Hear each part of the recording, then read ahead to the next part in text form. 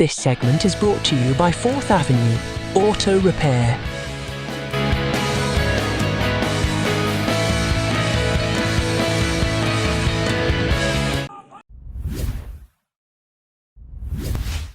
دیکھیں سیاسی استحکام جو ہے وہ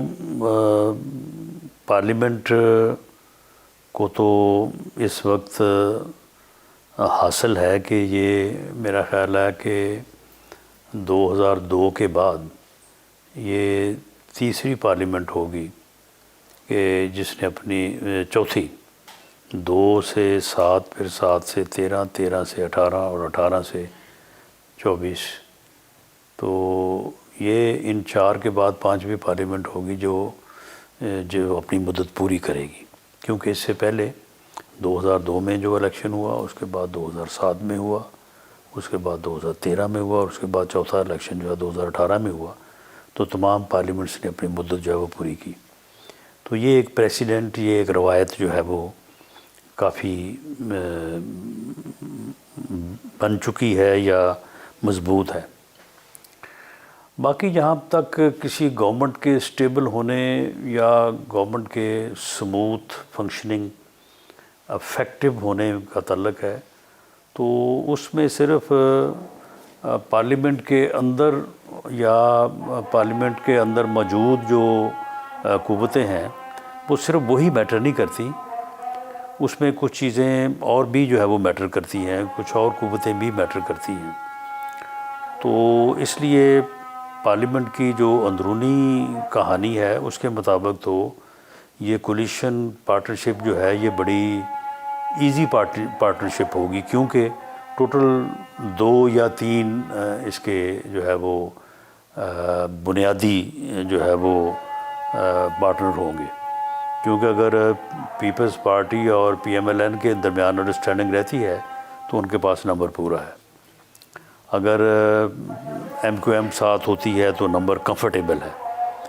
دوسری 2-3 جو ہے وہ چھوٹے پارٹنرز ہیں وہ بھی میرا خیال ہے کہ کمفرٹیبل جو ہے وہ رہیں گے۔ تو اگر جو میجر پارٹنر ہیں ان کے درمیان اختلاف ہوتا ہے تو وہ تھوڑا جو ہے وہ گورنمنٹ کے لیے جو ہے وہ مشکل ہوگا، لیکن جو ترتیب بن رہی ہے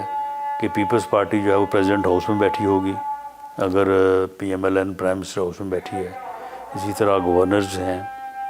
کیبنٹ میں چلیں فی الحال وہ نہیں ہیں، اگر نہ بھی ہوں تو پھر بھی جو ہے وہ سینٹ کے چیئرمین کی صورت میں وہاں پہ موجود ہوں گے، قومی اسمبلی میں ڈپٹی اسپیکر کے طور پہ موجود ہوں گے۔ تو میرا خیال ہے کہ یہ ایک اچھی جو ہے وہ ایک اسٹریٹجی جو ہے وہ بنائی گئی ہے۔ تو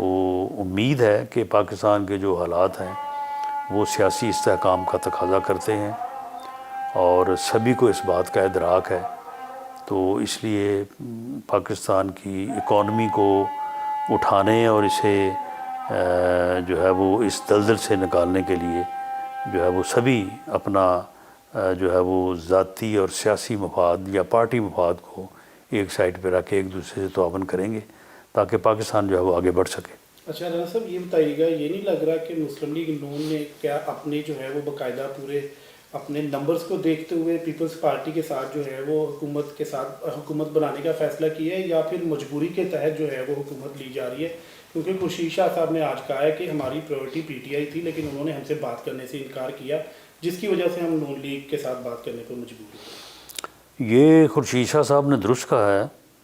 یہ ان کی پرائیورٹی تھی اور انہوں نے اس کا اظہار برملا کیا تھا، بلکہ انہوں نے آفر کیا تھا PTI کو کہ وہ ان سے بات کرے، لیکن PTI نے جو ہے وہ حسب معمول حسب روایت جو ہے وہ انکار کیا بات کرنے سے۔ تو اب یہ 3 پارٹی جو ہیں جو امرج ہوئی ہیں اس الیکشن میں، PMLN، PTI آزاد امیدواروں کی صورت میں، اور پیپلز پارٹی، ان 3 میں سے 2 کا ملنا جو ہے یہ ضروری ہے، اس کے بغیر گورنمنٹ بن نہیں سکتی۔ تو یہ پھر مجبوری تو ہے یہ۔